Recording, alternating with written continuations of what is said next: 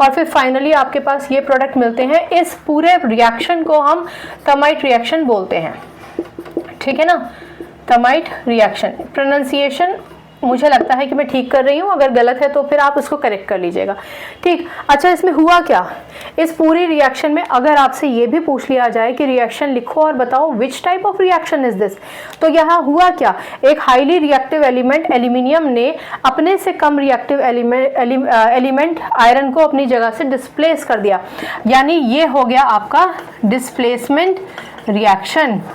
क्या हो गया ये आपका डिस्प्लेसमेंट रिएक्शन। इसको एक बार देख लीजिए। अच्छा, एक चीज और, जहां सिर्फ एक एलिमेंट किसी दूसरे एक एलिमेंट को डिस्प्लेस करे तो कुछ किताबों में आप इसको सिंगल डिस्प्लेसमेंट रिएक्शन के नाम से भी जानेंगे, सिंपल डिस्प्लेसमेंट रिएक्शन। देख लीजिए, अगर कोई कंफ्यूजन है तो भैया पूछ लीजिएगा, ठीक है ना। चलिए भैया, ये ध्यान रखो, बहुत हीट रिलीज हुई है तो ये जो आयरन है ना हमारा मॉल्टन फॉर्म में होगा। अगर किसी किताबों में आप मॉल्टन फॉर्म में लिखा देखें तो उससे कोई घबराने की बात नहीं है। आयरन रिलीज हुआ है एज अ प्रोडक्ट, ये इंपॉर्टेंट है, ठीक है। कुछ किताबों में आप इसको आयरन के साथ आपको यहाँ पर ब्रैकेट में 1 भी लिखा मिल जाएगा, उससे भी कोई घबराने की बात नहीं है। आप सिर्फ इक्वेशन लिख कर आ जाइए, प्रोडक्ट ठीक लिख कर आ जाइए, उतना काफी है।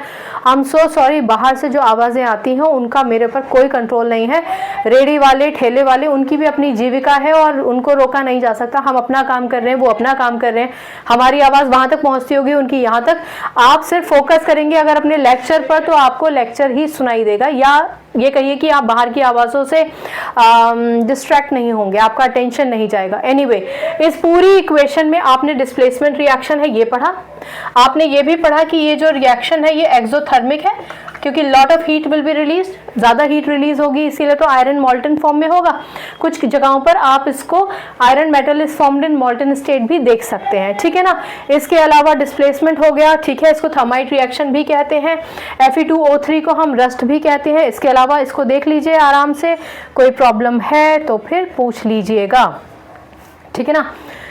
वेल, कुछ छूट तो नहीं गया ना। Aluminium reacted with aluminium powder, आप चाहें तो यहाँ एल्यूमिनियम पाउडर लिख सकते हैं।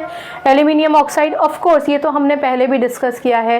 रिएक्टेंट लिखो, प्रोडक्ट बनाओ, बैलेंस करो, उसके बाद उसका नामकरण करो, तो नामकरण आप कर सकते हैं, ठीक है। यहाँ पे लिख दीजिएगा एल्यूमिनियम पाउडर, यहाँ लिख दीजिएगा एल्यूमिनियम ऑक्साइड, यहाँ लिख दीजिएगा आयरन, राइट, ठीक है। अब अगर इसके बाद भी आपको कोई कंफ्यूजन हो तो आप मुझसे पूछ लीजिएगा। बाकी केमिस्ट्री से अपनी केमिस्ट्री अच्छी बनाइए, शिक्षा ले आइए। अगली बार मिलने तक अपना ख्याल रखिए, खुश रहिए, नमस्कार।